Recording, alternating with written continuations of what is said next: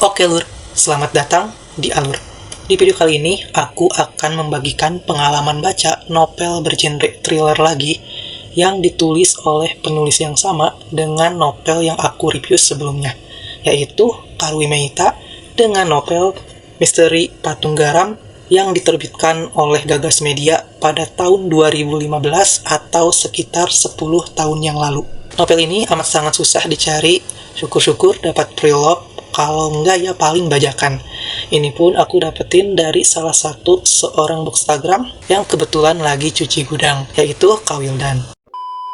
Misteri Patung Garam dibuka dengan penemuan jasad seorang pianis di rumahnya sendiri, dalam kondisi terduduk di depan sebuah piano dengan kondisi seluruh tubuh sudah dilapisi adonan garam. Di sana terdapat satu petunjuk janggal yang berupa deretan huruf simbol. Kiri Lamari dipercaya untuk memimpin kasus ini, apalagi sebelumnya dia telah berhasil memecahkan kasus segitiga biru bersama pacarnya, yaitu Kenneth. Belum sempat pihak kepolisian menemukan jawaban atas kasus yang pertama, Kiri beserta rekannya yang bernama Saud kembali dikejutkan dengan satu korban lainnya menyusul dengan metode pembunuhan yang sama.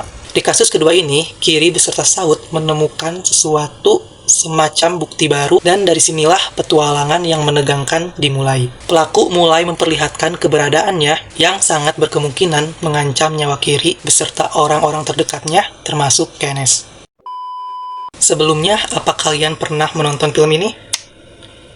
Jadi, penjahatnya di sini sama-sama seorang seniman patung, dan dari sini aku baru sadar kalau karakter psikopat yang dimix dengan karakter seorang seniman adalah sesuatu yang menarik, asik untuk diulik. Seperti yang aku bilang di awal, novel ini dibuka dengan kegilaan sang seniman dan itu sangat menarik dan bikin penasaran pembaca.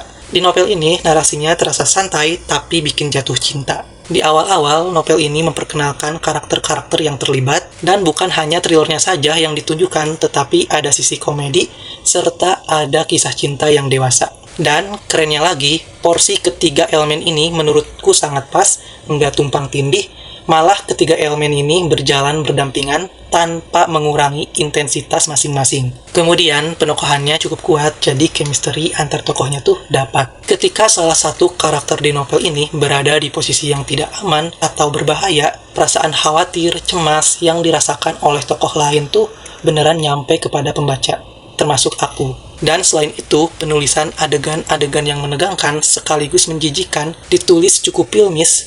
Jadi, saya sebagai pembaca bisa membayangkan hal itu sehingga memberikan efek sedikit mengganggu ketika membaca. Terus, dialog antar tokohnya pun sangat seru, apalagi ketika mereka mulai terbang sana-sini mencari bukti untuk mengungkap siapa pelaku di balik seni gila ini. Dan apa gitu motifnya sampai dia tega melakukan hal seperti itu. Meskipun begitu, sebenarnya entah aku terlalu fokus atau mungkin kehilangan fokus, jadi ketika pengungkapan plot twist, bukan plot twist di akhir, tapi plot twist sebelumnya, aku ngerasa kayak kurang puas karena di sini Kiri itu kesannya enggak transparan terhadap bukti-bukti yang didapatkan. Jadi, ketika diungkap twistnya, mengagetkan, cuma malah setelahnya memberikan kesan kayak, hah?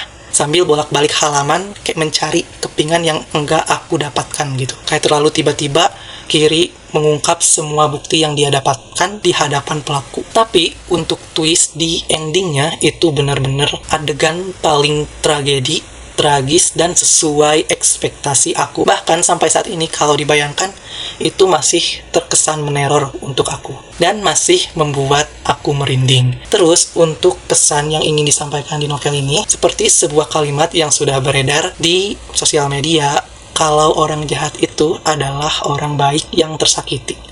Jadi intinya janganlah membeda-bedakan, mengkotak-kotakan, terus menuntut orang itu untuk menjadi apa yang kita inginkan. Karena setiap orang itu punya mimpinya masing-masing dan itu wajib didukung. Jadi di sini tuh sebenarnya lebih ke peran orang tuanya sih yang mungkin agak membeda-bedakan gitu terhadap kakak dan adik.